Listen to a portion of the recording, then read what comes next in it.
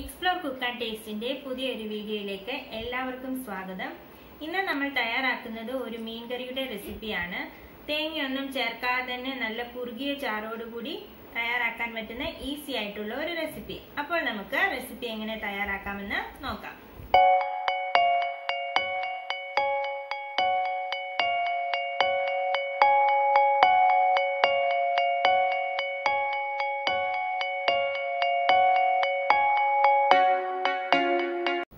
ഒരു പാൻ വെച്ച് കൊടുത്തതിന് ശേഷം അതിലേക്ക് ഒരൽപ്പം വെളിച്ചെണ്ണ ഒഴിച്ചു കൊടുക്കുക. വെളിച്ചെണ്ണ ഒന്ന് ചൂടായി കഴിയുമ്പോൾ നമുക്കിതിലേക്ക് ചെറുതായി അരിഞ്ഞു വെച്ചിരിക്കുന്ന കുഞ്ഞുള്ളി ചേർത്ത് കൊടുക്കാം.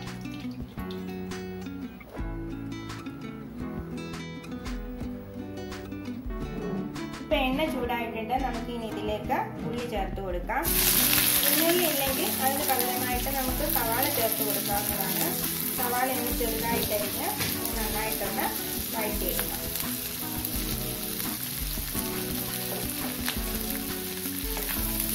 ഇനി ഇത് നന്നായി വഴഞ്ഞതിന് ശേഷം നമുക്ക് ഇതിലേക്ക് പൊടികളൊക്കെ ചേർത്ത് കൊടുക്കാം.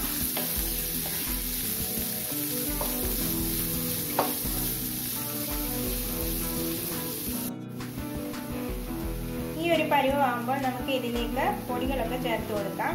1 ടേബിൾ സ്പൂൺ മുളക് പൊടി, ഞാനിവിടെ കാശ്മീരി ചില്ലി പൗഡറാണ് ചേർക്കുന്നത്. 3/4 ടേബിൾ സ്പൂൺ മല്ലിപ്പൊടി, 1/2 ടീസ്പൂൺ മഞ്ഞൾപ്പൊടി. ഇത്രയും ചേർത്തതിന് ശേഷം ഇതിന്റെ ആ പച്ചമണം മാറുന്നത് വരെ നന്നായിട്ടൊന്ന് മൂപ്പിച്ചെടുക്കുക.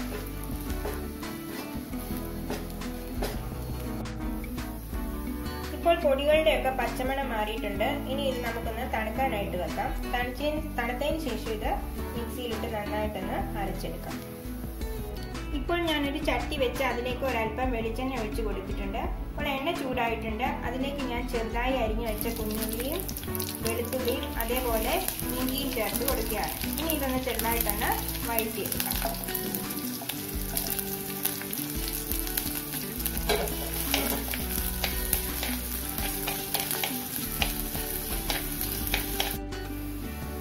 ഇനിയിപ്പോൾ ഇതിലേക്ക് ഒരൽപ്പം കറിവേപ്പില ചേർക്കുകയാണ്. കറിവേപ്പില ചേർത്ത് ഒന്ന് ചെറുതായി ഇളക്കിയതിന് ശേഷം നമ്മൾ അരച്ച് വെച്ചിരുന്ന അരപ്പ് കൂടെ ചേർത്ത് കൊടുക്കാം.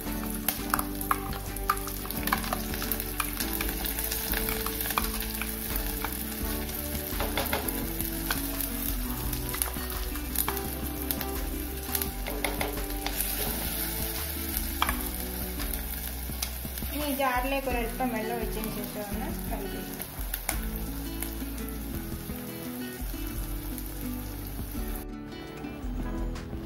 ഞാൻ അരപ്പിട്ടൊന്ന് ഇളക്കി കൊടുത്തിട്ടുണ്ട്. ഇനി ഇതിലേക്ക് ഒരൽപ്പം വെള്ളം ചേർത്ത് കൊടുക്കാം. ചെറിയ ചൂടുവെള്ളമാണ് ഞാൻ ഇതിലേക്ക് ഒഴിച്ചു കൊടുക്കുന്നത്. ഞാനിവിടെ 1 കപ്പ് വെള്ളം ഒഴിച്ചു കൊടുത്തിട്ടുണ്ട്. ഇനി ഇതിലേക്ക് ഒരു നുള്ള ഉലുവാപ്പൊടി ചേർത്ത് കൊടുക്കാം. ഒരുപാട് ചേർക്കണ്ട, കയ്പ്പ് വരും.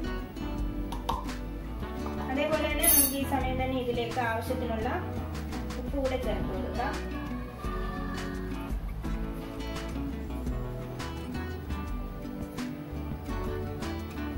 കൂടെ ചേർത്തൊന്ന് ഇളക്കിയതിന് ശേഷം നമുക്കിതിലേക്ക് പുളി ചേർത്ത് കൊടുക്കാവുന്നതാണ്. ഞാനിത് നന്നായി കഴുകിയതിന് ശേഷം കുറച്ചു നേരം വെള്ളത്തിലിട്ടൊന്ന് കുതിർത്തെടുത്തതാണ്.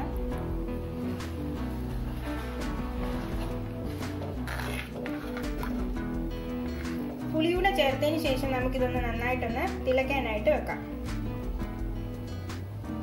ഇത് തിളച്ചു തുടങ്ങിയിട്ടുണ്ട്. നമുക്കിനി ഇതിലേക്ക് മീൻ ചേർത്ത് കൊടുക്കാം. ഞാനിവിടെ കിളിമീനാണ് വാങ്ങിച്ചിരിക്കുന്നത്.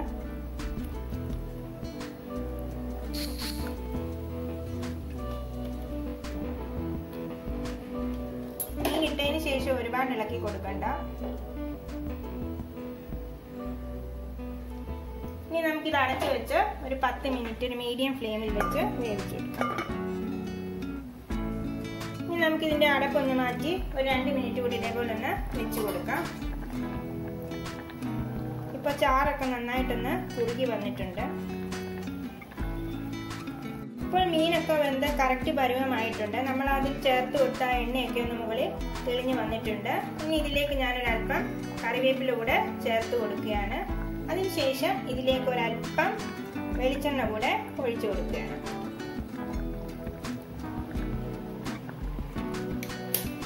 വെളിച്ചെണ്ണ ഒഴിച്ചതിന് ശേഷം നമ്മൾ ഇനി ഇത് സ്പൂൺ ഇട്ട് ഇളക്കേണ്ട കാര്യമില്ല.